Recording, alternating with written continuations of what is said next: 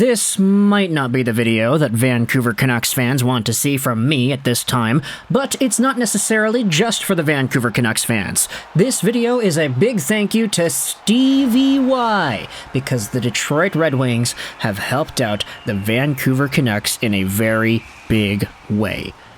We've got ourselves the guy. We're gonna call him Juice?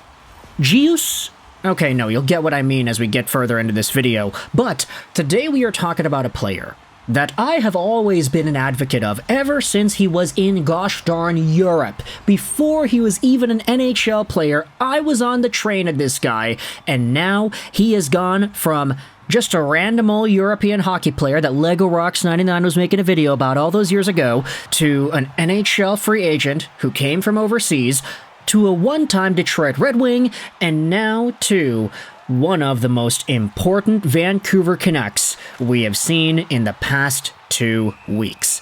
Ladies and gentlemen, today we are talking about Pius Suter, or we can call him Gius.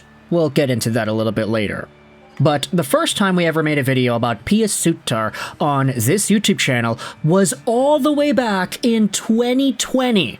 I was just barely transitioning into making YouTubing my full-time job at this point. I had graduated from BCIT, I got my radio diploma, and this is when I made this video. Hey, here's a UFA in Switzerland and the Wings need to get him. Here's why. That video was a pretty big hit, and we got a lot of Red Wings fans I saw like on social media and Reddit saying, hey, there's this guy, Pius Suter, the Red Wings should get him, and they were like, yeah, no, you got that from the Lego video? And they're like, yeah, I saw it from there. It was interesting being a part of those conversations, but Pius Suter, back in this time frame, was a very productive NLA Swiss League forward. He was a point-per-game guy with the ZSC Lions, and he was a guy who, at one point in his career, was an OHLer playing for the Guelph Storm. Back in this time frame, he was playing with Tyler Bertuzzi and Robbie Fabry on the same line, which is why we made the video initially saying, hey, the Wings should get this dude. Give it a few years, Pius Suter goes over to Chicago, he has 27 points in 55 games played, and then he signs with Detroit. We made this video as well saying, hey, the Wings signed this guy, and I am so happy to see it, because Pius Suter could just very well be that versatile, all situations, offensively creative, board battle winning, two-way defensively minded center, and that video got a lot of people hyped up. The Wings saw value out of Pius, and they played him for 2 seasons. He had 36 points in 21-22 and 24 points in 22-23. But then Suter became a free agent, and he wanted a little bit of money in free agency. He had signed a $3.25 million deal with the Red Wings. He wanted something that was kind of in that ballpark, maybe a little bit less on the free agent market. And the unfortunate part is no team was really willing to give that to him. And so, it took a little bit of time, but eventually Pius Suter's price tag went down, and the Vancouver Canucks snagged him up on a 2-year contract worth $1.6 million a year. He's now 27 years old, 5'11", 174, left-handed center, and he's a guy who, this season with the Canucks, posted up 29 points in 67 games played. If you do the math on this, 29 divvy 67 times 82, you can see that Suter pretty much sustained the point production that he had had with Chicago and Detroit. He was a fine player, versatile all throughout the lineup. You could put him on the wing, you could put him at center, you could play him anywhere, and he'll be all right. But in the playoffs, this is where Pius Suter has really come to play. Because you'll look at his production and say, oh, he's got 2 goals in 6 games, 0 assists, what's this guy doing? He's a bum. But then you look at the Vancouver Canucks playoff scoring as a whole, and you'll recognize that, hey, not a lot of these guys are producing points. I mean, Besser and Miller are point-per-game guys. Quinn Hughes has 5 points, Joshua 4, Lindholm 3, Zadorov 3, Pettersson 3. These guys aren't really producing all too much. The goals scored by Vancouver was very little compared to teams like Edmonton, for example. And yeah, we'll get to Edmonton later in today's show. But Pius Suter's 2 goals have been some of the most extraordinarily timed goals of his career. And I say the timing of them was extraordinary because the first goal that Pius Suter scored was in Game 1 against Nashville, and it was the third period tying goal. The Canucks were down 2-1. Quinn Hughes took a shot with about 12 minutes to go in the third, and it was Pius Suter in front who tipped the puck down and by UC Saros to give the Canucks that tie. Just 12 seconds later, Dakota Joshua scored to make it 3-2.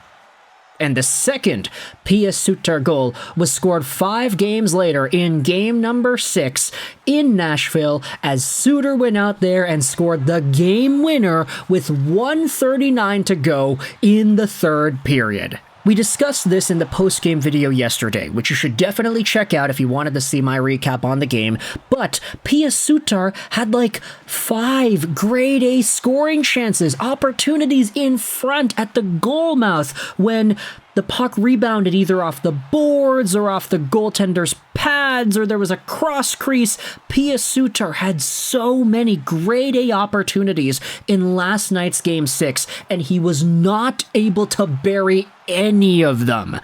Pius Suter's name was trending on Vancouver Twitter because everybody's like, this guy can't score. He's putting himself in the right spot. He's getting proper looks, but he cannot beat Saros. This guy is a curse. Oh my goodness, this team's gonna lose, and it's gonna be because Pius Suter can't put in a goal, and then he does it.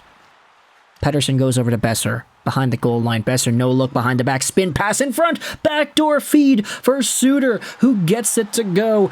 And all of a sudden, from 0 to hero, Pius Suter gets the Canucks on the board. 1 minute and 39 seconds left is all they needed to kill off, and they did it. The Canucks beat the Predators, and Pius Suter has 2 of the most important goals of the entire series. In fact, the whole series had important goals every single game that the Canucks won was a 1-goal game if you don't count the empty net in Game 1. So goals were pretty much prime real estate in this series, and Pius Suter squared up and ended up putting himself in a spot to get them. And the reason why I was calling him like Gius earlier in the video was because of some of the other things that Suter was contributing in this series.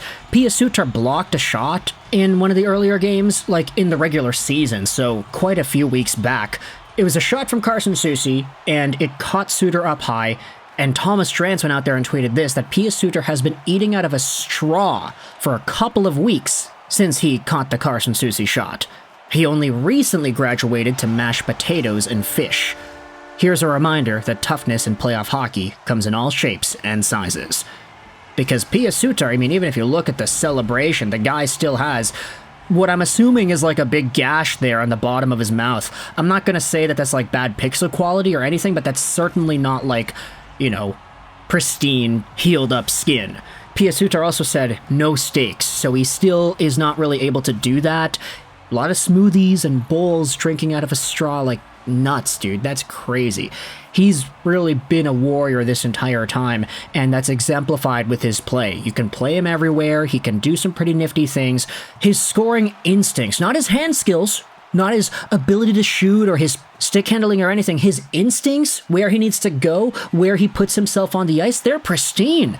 He found himself on the tail end of like 5 high-danger grade A scoring chances last night. He was the top Vancouver Canucks expected goal guy by far, and it's because he always knows what to do. He puts himself in the right spot. He just doesn't really have the hands to keep up and be able to put the puck in the back of the net in the proper way, like he had the opportunity to do 5 times last night. It's great that he did it a 5th time and was able to actually get the goal, but still, this is a player who has a lot of improvements to make while still being very effective. He can play defensively, he can be penalty killing, he can do this, he can do that, he can win faceoffs, he can play on the wing with Miller and Boeser. Pius Suter is a versatile gift, and the Detroit Red Wings gotta go out there and thank Stevie Watt for not re-signing this guy because he probably would have been a little bit too expensive, but the Vancouver Canucks, oh yeah, they can use a type like this, and they have been very grateful for it. So, let me know your thoughts in the comment section below about the story of Pius Suter. I had to go out there and make this video because for a guy that I have loved ever since he was a Swiss prospect, or not even prospect, but just a Swiss free agent, signing with Chicago and eventually Detroit, we had to go out there and give this guy his dues. Yesterday, the video was all about Artur Silovs. Today, it is about Pius Suter. Let me know your thoughts in the comment section below about the clutchness that Suter has provided the Vancouver Canucks. I hope you enjoyed this video. And bye.